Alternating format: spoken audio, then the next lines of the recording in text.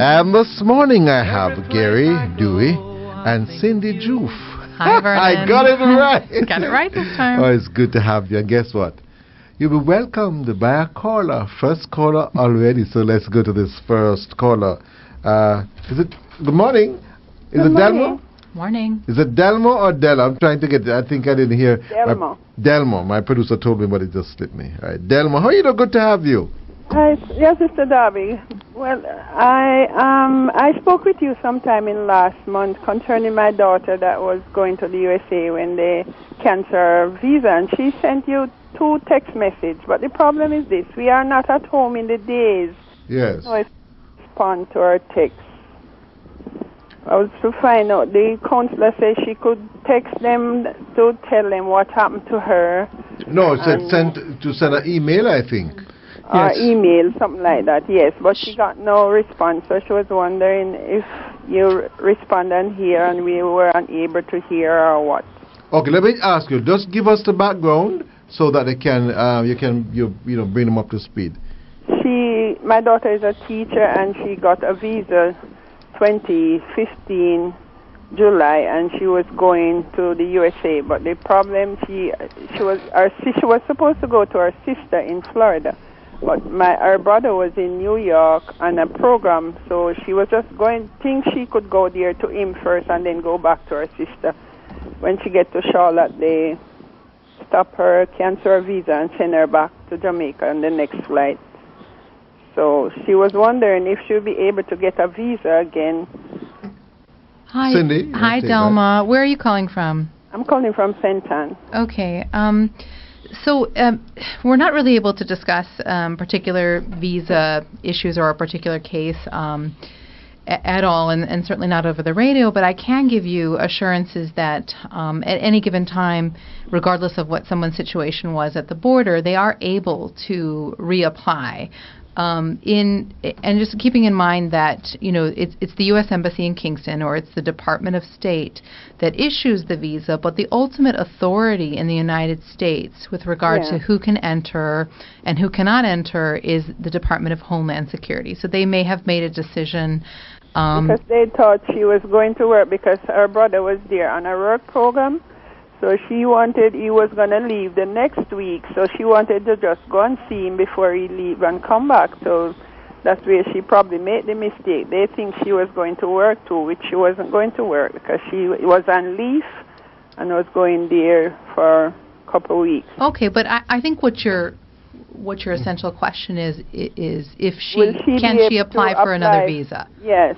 Right. Yeah, she can apply for a visa again. What she would want to do, and we would say this in every case, every situation, is that when she comes to talk to the officer at the embassy, she would want to explain those details. Right. She shouldn't try to conceal anything. She should explain her situation, as is always the best policy with the U.S. Embassy. Is always just tell the truth. Just say, look, this was my situation. And she should go from there, okay? Okay, all right. Thank you very much. Have a good Thank day, you very Delma. much for calling. Bye-bye. All right. You're welcome, sir. Bye. Okay. Sean, are you there? Good morning. Yeah, I'm here. Yes, you go right ahead. Hi, good morning, everyone. Good morning, Sean. Yeah, morning. I'm going on the J1 work program this summer, and I'm trying to find out if can a J1 students travel on 2 separate one-way tickets to their final destination, because what we're trying to do is that the one-way ticket to our destination is kind of a bit expensive from Kingston to here, so we were wondering if we could purchase 2 one-way tickets, say one from here to Miami, and then another one-way ticket from Miami to our final destination. Sean, that's actually a really difficult question, one I've never heard before. I'm not sure I'm following it at all. It sounds like you're, instead of purchasing a return ticket from Kingston straight to your destination and back, you've gone ahead and purchased... No, we haven't done that. We're trying to find out if it can be done, because we are going on the J1 program. Okay. I think you would want to look into a little bit maybe TSA. TSA is the agency that oversees travel in the United States, because I don't want to tell you that that's definitely something that you could do. Are you working with any sort of an administrator or any sort of program with your J1? No, I'm not sure how to answer that. I mean, it's a popular J1 program that is offered to university students. Okay, and you've talked to friends who've done that in the past, or is this No, just something you're thinking that's about what I'm doing? trying to. No one has done that in the past. But we're trying to find out if it can be done that way. I'm trying to. So how long will they normally stay on that program? J1s are typically summer work and travel. Are you a student, Sean? Yeah, I'm a student. Yeah, so typically it's just during their summer break. They would be in the United States. Okay, so you're going there for a short time. Yeah, we're going to go there for the entire summer to work. But why would you purchase a one-way ticket? Or something? We were advised that the one-way ticket can be used, but we're trying to find out if we can purchase 2 one-way tickets to our final destination in the U.S. No, but I'm just trying to understand now. If you are going to work and you plan to return to Jamaica, then you'd purchase a return ticket. Yeah, but remember that we don't know when exactly we will be returning. No, if you go to a travel agents, they'll get an open ticket for you. Okay, I see. Yeah, man, and you buy an open ticket because if you're going to stay a long time, it means therefore you're going to more than likely going to pay at a higher fare in any case. Okay. So, but talk to your travel agency, and they'll advise you. All right, then. But as far as I know, Cindy, they can't purchase a one-way ticket because a one-way ticket means that you don't intend to come back. Yeah, I think that when you're making your travel plans, this particular visa is very specific, and you're trying to demonstrate, right, that you're a student, that's how you qualify for this particular kind of visa, that you'd get your ticket there and back at the same time. So honestly, I have never heard of somebody trying to. And more than likely, if he buys a one-way ticket to go there and then a one-way ticket to come back, it's going to cost him more. I would think. I'm almost sure it's going to cost you more. All right, sir. So talk to your travel agents, you see. Okay, no problem. And have a good stay too. The J1 program is a fabulous opportunity for students, and it's good for the United States as well. So enjoy your time, Sean. Okay. All right, thanks very much. Thank you. Bye. Okay then. Let's go to Pamela. Good morning, Pamela. How are you? And where are you calling from? I'm calling from Kingston, Mr. Darby. Good morning, and good morning to your guest. Good morning, Pamela. Good morning. Okay, what I need to find out, right? I'm an ordinary domestic helper. I have family living in the US. Could I just tell you that you are not? There's nothing ordinary about you. You're special. Thank you, Mr. Darby. So I need to find out from the consulate what are the requirements for me. I just need to visit relatives. Okay. So, Pamela, you're just wanting to go and visit your relatives. Yes. Is that correct? So you're not going as an employee of someone else? No. Okay. No. So, actually, it doesn't really matter if you're a domestic employee or if you're a CEO of a company. The process is the same. You simply need to go to our website, kingston.usembassy.gov, and you'll be able to apply for a visa. You'll come to the embassy when your interview is scheduled, and you'll just tell the consul that you are planning to go as a tourist to visit your family up in the United States, and they will interview you and go through the process with you. Okay. Wow, a tourist.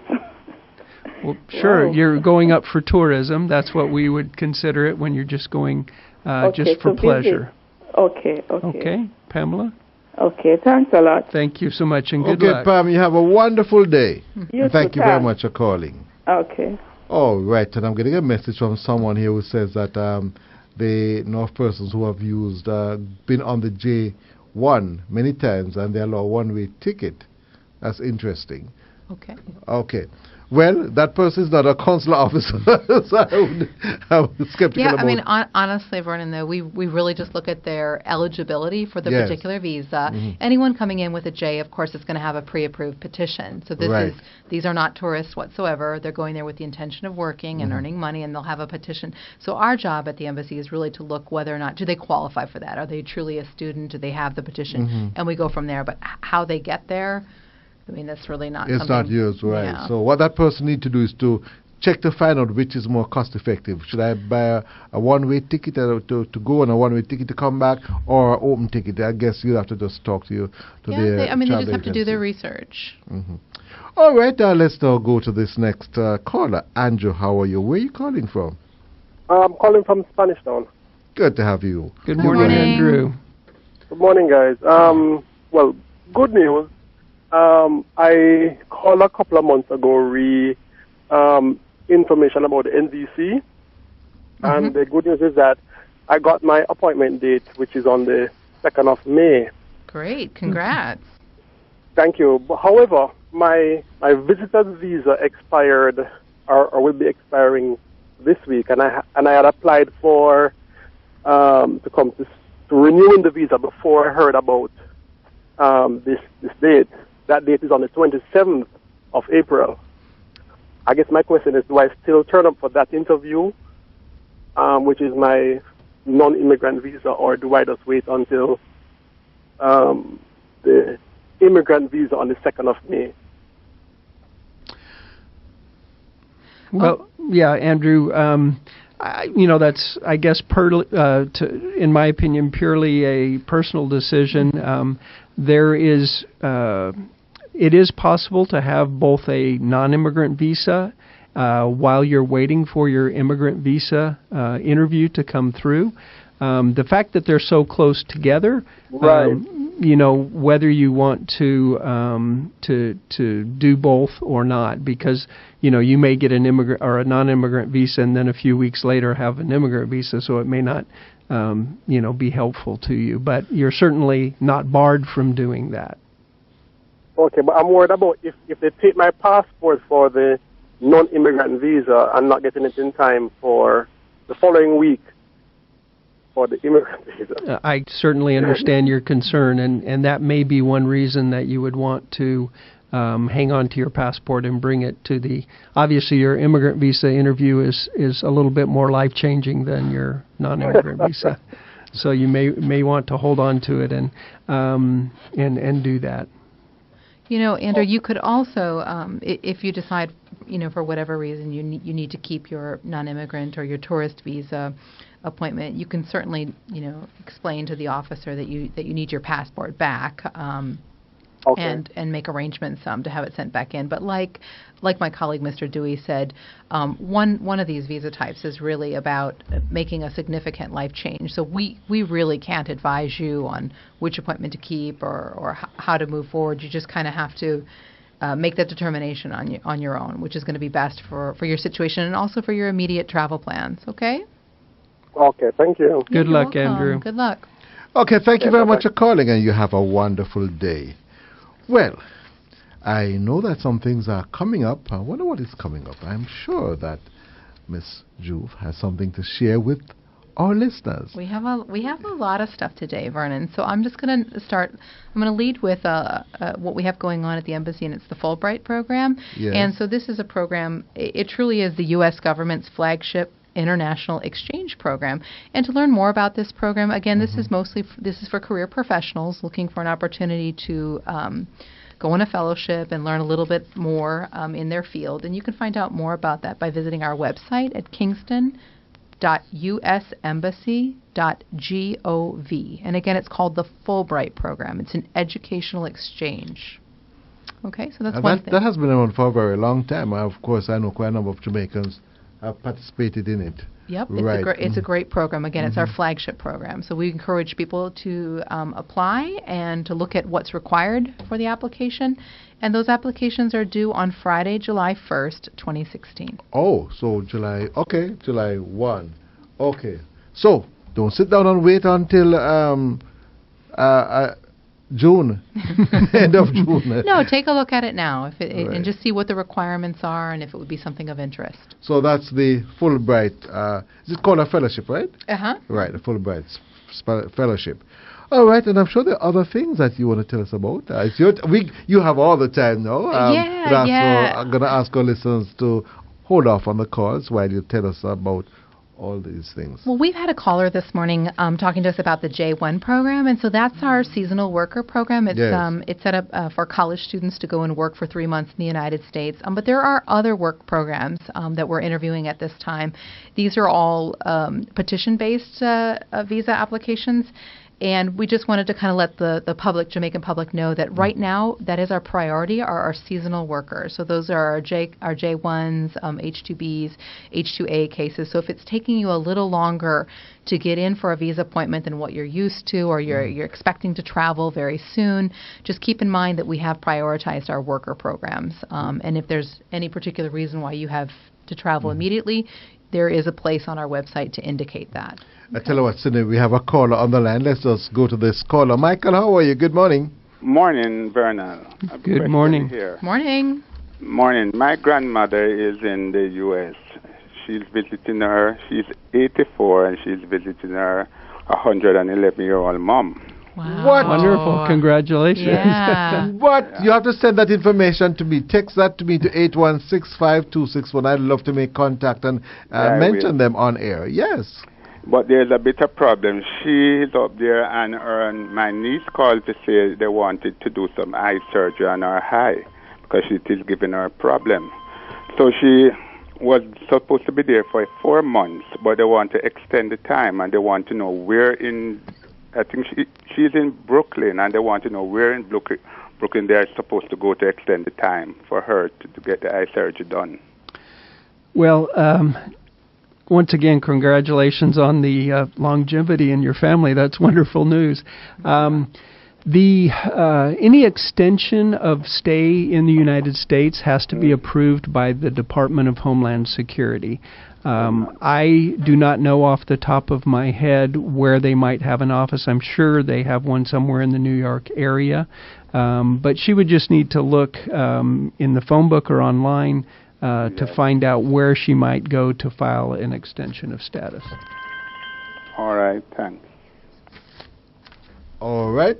Thank you very much. You. Okay, yes. you have I will text that to you, Verna. Yes, name and everything, and because I have to celebrate on air with these wonderful persons, and I can tell you. On December the 12th, she was 111. Wow. Yeah. And I'm not going to ask you your age, but I know that you're going to go very far away, probably. Yes, more than likely. All right, thank you very much for calling, and you get that information. Text it to 816-5261. Bye-bye. It's Ask the Consul, and my guests are Gary Dewey and Cindy Juve. And we have Maureen on the line. Good morning, Maureen. How are you? Good to have you. Good morning. Okay. Morning. Morning. I am calling because I'm not understanding what is requirements for a qualification for a non-immigrant visa. And the reason why I'm asking is that I recently made application to the embassy, and I attended an interview as well, but I was given a standard green paper that I noticed everybody receive, explaining that I did not establish enough ties. And I am a bit concerned because I own my own property, and I've been in my present employment for over 2 years. So if you could explain to me, I was also concerned that there was no platform for an appeal process. You want to take that one, Cindy? Sure. Well, Maureen, every application is unique, and it's the interview really that makes a difference. There is no requirement. There's not a particular job that we're looking for, or a history or a pattern of travel. The officer's just going to simply ask you questions and determine what your ties are to Jamaica. That's basically the law. You need to prove to the officer. That was what I was concerned about, because the interviewer did not ask any question. He did not review my supporting documents or anything. So I was very concerned, and when I asked if there was any appeal process, he said no. Yeah, no, there isn't an appeal process, but people are allowed to apply again. Simply because you've been refused at some point in the past doesn't preclude you from applying, or doesn't say that you can't apply again in the future. The one thing that you would want to keep in mind when you're reapplying is we look for what in your situation would have changed. Is there something unique in your situation? Because again, we'll go back to what are your ties, and does the officer believe that your intention is to immigrate to the United States? Keeping in mind that the law states, the law 214B states that every person that comes to the embassy is an intending immigrant, and they have to prove to the officer that they're not. So simply because you've been refused one time doesn't mean that that's going to always be your future, Maureen, okay? I know, but my concern is that because the fees was not cheap, I paid over 20,000 Jamaican dollars, right? And I felt that I wasn't being interviewed properly. I wasn't asked any questions. They did not check my supporting documents or anything like that. So why should I have to pay another $20-something thousand to be seen again? That is my concern. Right. Well, the fee isn't for the visa, right? The fee is to it helps to pay for the facilities. It helps to pay for the process. It helps pay for the security that goes into the visas. It helps pay for many things. And so, unfortunately, that's not a fee that could ever be waived. Every applicant coming to the embassy for a visa has to pay that fee. Okay, so you're saying that nothing can be done. Well, no one can. You're not able to appeal a decision, ma'am. I'm sorry. You'd have to apply again in the future. But again, you'd look to having something in your situation that would be different, okay, or new.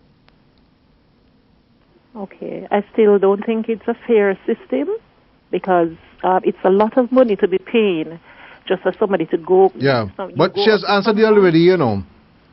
Pardon me? She has answered you already, so she's not going to give you a different answer. So that's yes, the position. I know what she's saying, but she's saying that the only way for any redress is for me to reapply. It's not redress, right? you know. Pay the money again. Yeah, but pardon me? I said it's not a matter of redress. It's a matter of how the system works. It's a foreign country. They decide who they want to go into their country, and they have that right. And she's answered you, so there's nothing more that she can say to you. You understand?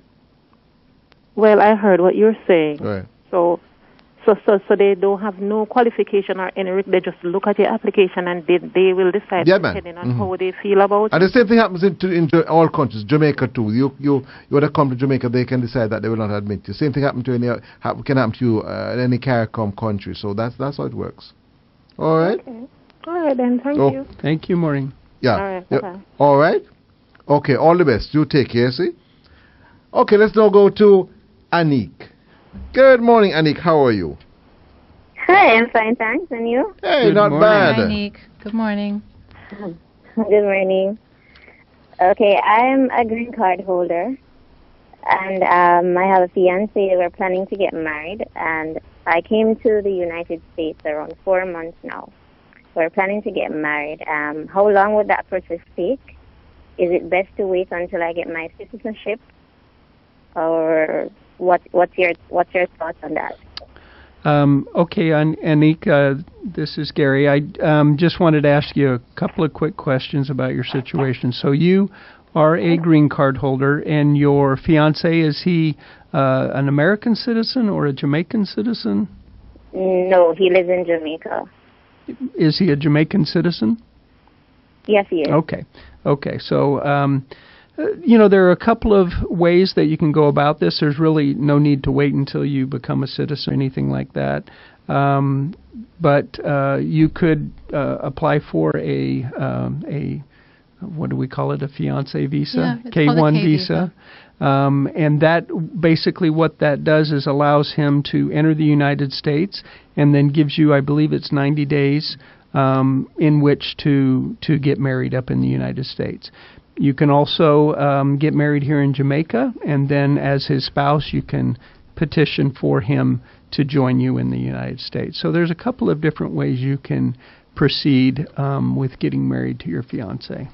Is it best to marry in Jamaica or is it best to marry here? Does it matter? Actually, it doesn't matter at all. Just keep in mind, as a green card holder, what you would be entitled to do is to actually file for your spouse. So I think that the fiancé visa, that is something that's limited to actual American citizens. So what you would need to do to file for the fiancé visa would be to naturalize and then do it. But keep in mind that even as a green card holder, you do have the ability to petition for your spouse, but you'd actually need to be married, okay?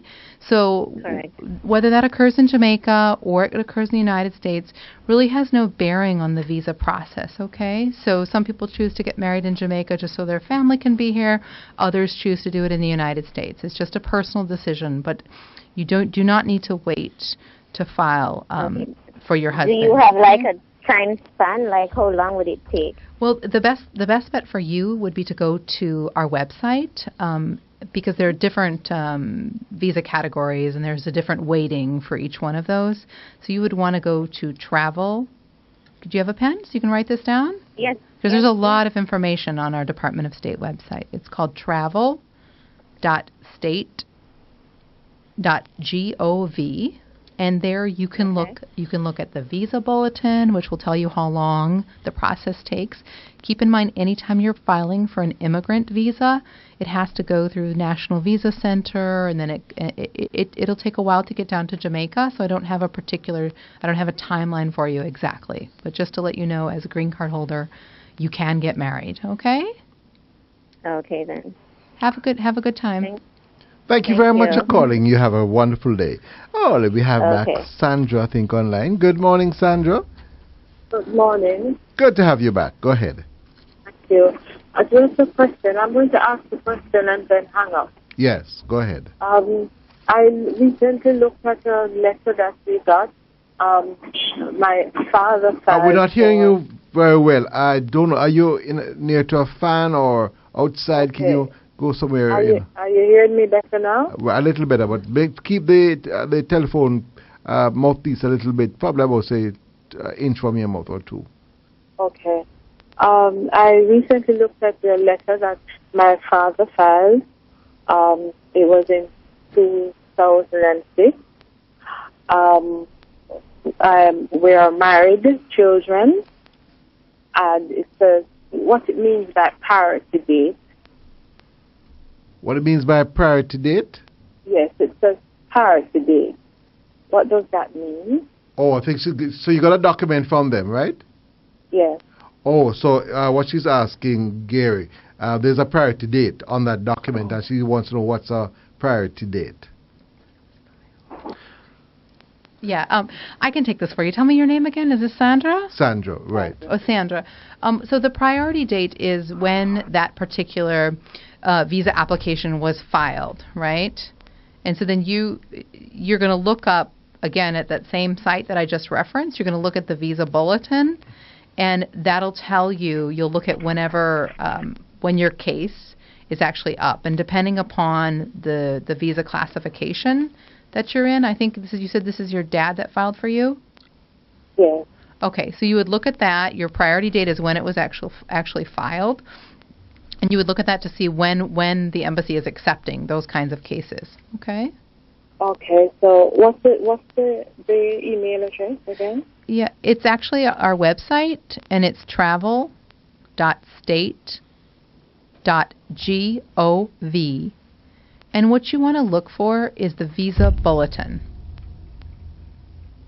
Okay, and there's also more information in there about priority dates and when a particular petition is current, but that's your site to find out all the information about the different immigrant visa classifications and the timelines for them, okay? And what would be my category?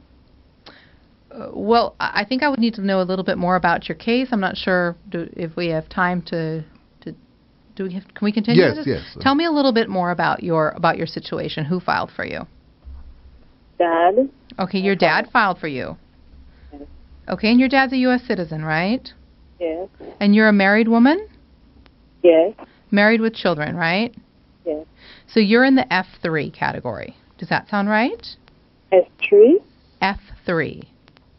Okay. That stands for married. The F3 category is visas for married children of U.S. citizens, and their kids are in that petition as well. Does that sound right? Yes. Okay. It's called Married Sons and Daughters of U.S. Citizens. And so the date on that, the cases that every embassy around the world, with the exception of a couple countries, are accepting in your category would be cases that were filed in November of 2004. Okay. Okay. So do you know? Did you know when your priority date is? This is November 2006. Okay. So November 2006. Yes. All right. We don't want to say that you have exactly 2 years. We wouldn't want to make a prediction, and we really can't go too far into detail in any particular case. But right now, for the F3 category, we're accepting cases from November of 2004. And for you to keep checking that and get updated, you would want to go to travel.state.gov. Okay? Thank you. Have a good All day. right. Have a wonderful day. All right, let's now we can take Ruben before we go for the break. Good morning, Ruben. How are you? Good morning, Mr. D. Good morning. Yes, man. Yes. My priority date is my category is F4. Priority date is May 2003.